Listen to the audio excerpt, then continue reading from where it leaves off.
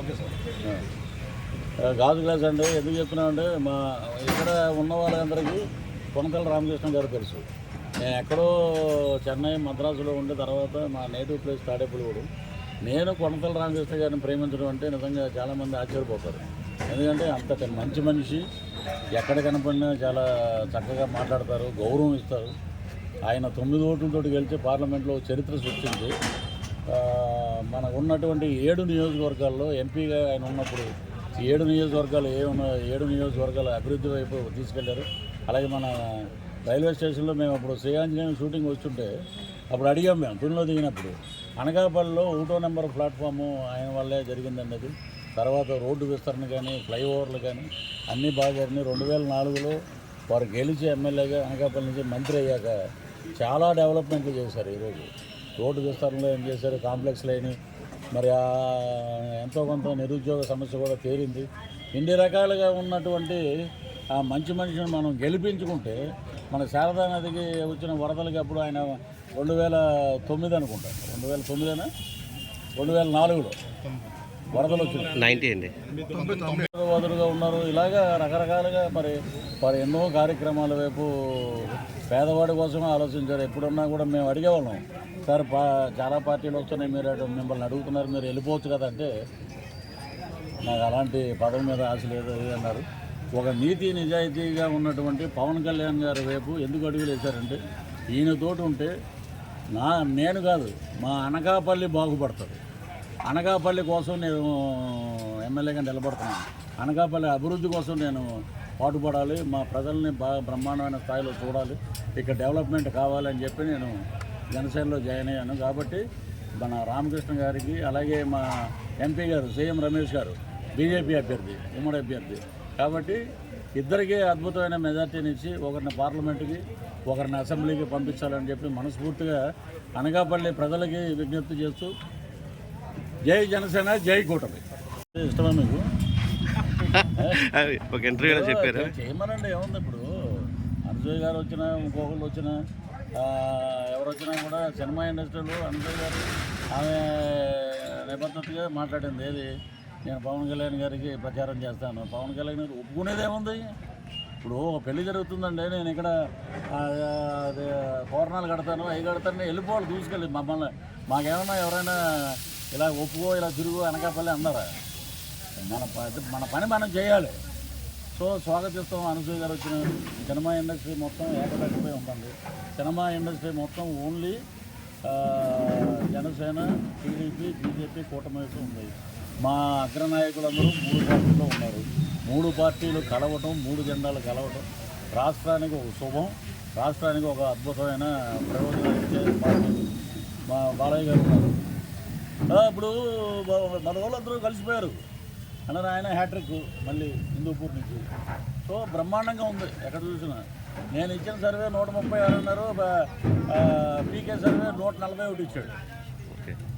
అదే వాళ్ళకి ఇప్పుడు అయిపోయింది. ఇప్పుడు పిచ్చోడికి పవర్ వచ్చిందనుకో ఎంజాయ్ చేస్తాడు, అయిపోయాక ఎందాన్ని వెళ్ళిపోతాడు. అతను is ready to SIT in opposition. ఇప్పుడు ఎవరైతే మాట్లాడాడో ఉన్నారు కదా చాలామంది కూతురు యూనివర్సిటీ ఉపాధ్యాయులు, ఆడాలు కానీ మగాళ్ళు కానీ. ఇక్కడ అందాం, ఇప్పుడు రోజా గారు ఎంత నాణయాగి చేసింది. వాళ్ళ జిల్లాలోనే మంత్రి పెద్దిరెడ్డి రామచంద్రారెడ్డి గారు మాట్లాడాడే లేదు, కొన్ని లేడీ మినిస్టర్లు మాట్లాడారో లేదు. ఈ సంగతి తెలుసు కాబట్టి ఎవడో మాట్లాడారు. సో రానున్నది అద్భుతమైన ప్రజారాజ్యం. కాబట్టి ఇక్కడ నుంచి అనకాపల్లి నుంచి కొనతల రామకృష్ణ గారు రావాలి. ఆయన ఎమ్మెల్యేగా గెలిస్తే ఈ రాష్ట్రానికి మంత్రి అవుతారు. మన అనకాపల్లి నియోజకవర్గం అద్భుతంగా బాగుంటుంది. ఏ పరిస్థితుల్లో చంద్రబాబు నాయుడు గారు ఉన్నప్పుడు అద్భుతంగా ఉంది, అది ఒప్పుకోండి. తిరుమల అద్భుతంగా ఉంది. శ్రీనివాసరావు గారు అని ఆయన ఈవో గారు ఆయన ఉన్నారు.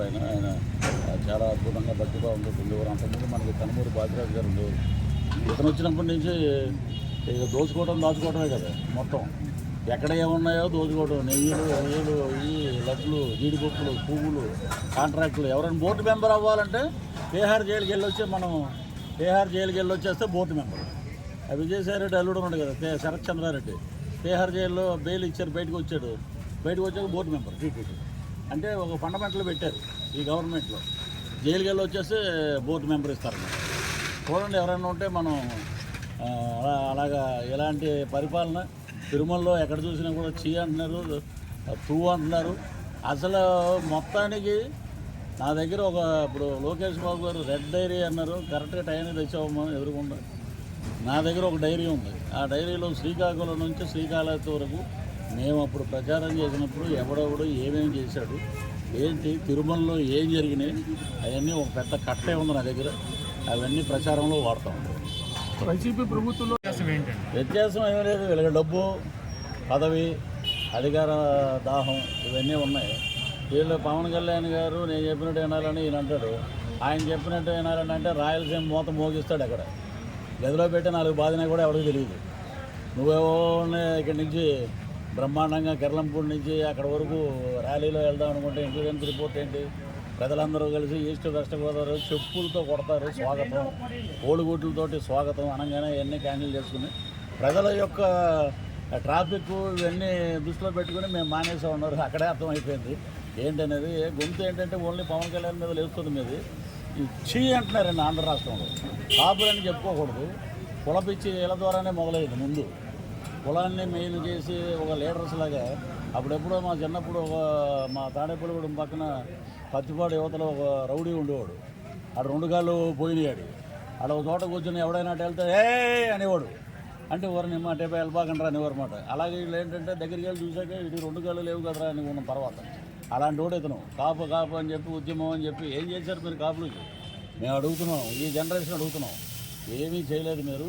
మీ అధికార మదం కోసం, అధికార దాహం కోసం అటు పోయారు. మీరందరూ ఒక టైఅప్. ద్వారంపూడి చంద్రశేఖర్ రెడ్డి గారు, ముద్రగడ్డ పద్మనాభం గారు వీళ్ళందరూ వెళ్ళిపోయి అక్కడికి వెళ్ళిపోయి ఆ వైసీపీ ఆఫీసులో కూర్చుని ఇది కాపులు ఇలా అన్నట్టు సిగ్గు అనిపించట్లేదు. ప్రజలు అదే అడుగుతున్నారండి. 24న ఇస్తారు సమాధానం గట్టిగా. 2024 ఈ సంవత్సరం ఇంకో 40 రోజుల్లో తీర్పు అద్భుతంగా ఉంటుంది.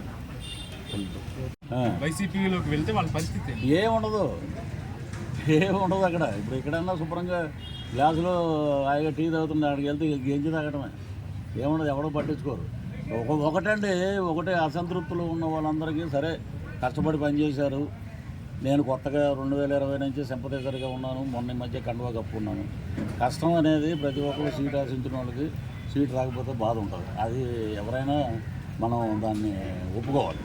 సరే, దానికి వ్యతిరేకంగా సీట్ రాకపోతే మేము వెళ్ళిపోతాం, మేము అటు వెళ్ళిపోతాం, నీ అంతు తెలుస్తాం, పరుష పదజాలంతో చాలా వరకు మాట్లాడతారు. నిన్నెవరో సరోజ అని ఒక ఆమె ఎవరో చెట్టుపల్లికి సంబంధించిన క్యాండిడేట్ ఆమె ఏదో మాట్లాడేసింది నాదెండ్ల మనోహర్ గారిని, పవన్ కళ్యాణ్ గారిని. అంటే సీట్ ఇస్తే మంచివాళ్ళు సీట్ ఇవ్వకపోతే. ఇప్పుడు ఏంటంటే ఆయన ఎంత త్యాగం చేశారు. ఇప్పుడు పోయినసారి 110 సీట్లు ఇచ్చారు. 110 సీట్లు ఇస్తే ఏం చేశారు?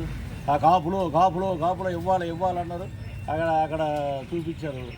ఏంటనేది ఆ గెలిచిన ఒకడు ఆడటి పోయాడు. ఆడికి చరిత్ర అయిపోయింది అక్కడితోటి. సో పవన్ కళ్యాణ్ గారు ఈసారి ఏంటి ఎలా చేశారు? ఒక దుర్మార్గుని ఎదుర్కోవాలంటే 3 పార్టీల ఐక్యత. అక్కడ బీజేపీ ఏమీ తక్కువగా కాదండి. ఒక వార్డు మెంబర్ కూడా గెలవలేనటువంటి పవన్ కళ్యాణ్ గారి మాట ఈ దేశ ప్రధానమంత్రి ఉన్నాడంటే అదే మా నీతి నిజాయితీ, అదే పవర్ ఆఫ్ గ్లాస్. ఆయన మొన్న చెప్పింది కూడా అదే, గ్లాసు పగిలే కొద్దీ పదునెక్కుద్దని. ఆయన మరి ఒక ప్రధానమంత్రి మొన్న మీటింగ్ వచ్చాడంటే వాళ్ళకి ఏ ఇంటెలిజెన్స్ రిపోర్ట్ లేకపోతే వాళ్ళు వచ్చి మీటింగ్లో ఎలా పాల్గొంటారు? పొత్తు పెట్టుకుంటే అప్పుడు ఉన్నాడు కదా జమ్మలగడ్డ రాంబాబు ఇది పేరు. అదేంటంటే ఎవరితో పొత్తు, బీజేపీతో పొత్తు ఎత్తుకుంటుంది అన్నారు. అన్నీ వచ్చినాయి. ఇప్పుడు వాళ్ళకి పడుతుంది కింద. ఎప్పుడు ఏమవుతుందో తెలియదు. ఇలాంటి దరిద్రులతో నేను ప్రతిసారి బై రోడ్డు వెళ్తుంటానండి. నేను ఫ్లైట్కి కూడా వెళ్ళను. వెళ్ళి ప్రతి గ్రామాల్లో ప్రతి చోట నేను అడిగిన ప్రతి చోట ఒకే మాట చెప్తున్నారు. ఏంటంటే ఈసారి మార్పు తథ్యం ఉంది. 136 సీట్లు, 20 పార్లమెంట్ సీట్లు గ్యారంటీగా కూటమి గెలుస్తుంది. ఇప్పుడు ఇక్కడ ఫ్రాడ్ జరుగుతుంది. ఏమన్నా మనం ఏంటి సిన్సియర్గా మనం అద్భుతంగా ఎదుగునండి ఇక్కడ ఫ్రాడ్ జరిగిందంటే ఏందన్నా ఏం మాట్లాడుతున్నారన్న మీరు? ఫ్రాడ్ ఏం జరిగిందా అంటే మన రెడ్లన్నా నేను రెడ్డిగా వెళ్ళండి అని అనేసి నేను సంతకం పెట్టేసి ఇచ్చేసాను. నేను సీఎం ఆఫీసులో ఇచ్చేసాను. 3వ నెలలోనే. తర్వాత నా మీద ఒక ఎలిగేషన్ వేశాడు. ఒకటి, మీరు జర్నలిస్ట్ మిత్రులు ఆలోచించండి. పృథ్వీరాజ్దే ఒరిజినల్ వాయిస్, అంబటి రాంబాబుది ఒరిజినల్ కాదు, ఫేకు. అవంతి శ్రీనివాస్ది ఫేకు. ఆడు జిప్పిప్పి చూపించాడు, అది ఫేక్. అంటే నేను ఎందుకు నాది ఒరిజినల్ అన్నారు? వాళ్ళు ఏమన్నా వాళ్ళ ఎంపీ సీట్లు అడిగాము, లేకపోతే వాళ్ళ ఆస్తుల్లో వాటాలు ఇమ్మన్నాము. అంటే వాడుకుని వదిలేసే రకం ఏంటంటే జగన్మోహన్ రెడ్డి గారిది వాడుకుని వదిలేసే రకం. వాళ్ళు ఎన్ని మాట్లాడినా ఎన్ని శబ్దం అంటున్నారు, ఆ శబ్దం ఓడిపోవటానికి సిద్ధం. మేము యుద్ధం అంటున్నాం ఏంటంటే ఓట్లతోటి మేము యుద్ధంలో గెలుస్తాం అనేది మా ప్రాపగండ. సో వచ్చేది కూటమి ప్రభుత్వం. జై జనసేన, జై పవన్ కళ్యాణ్.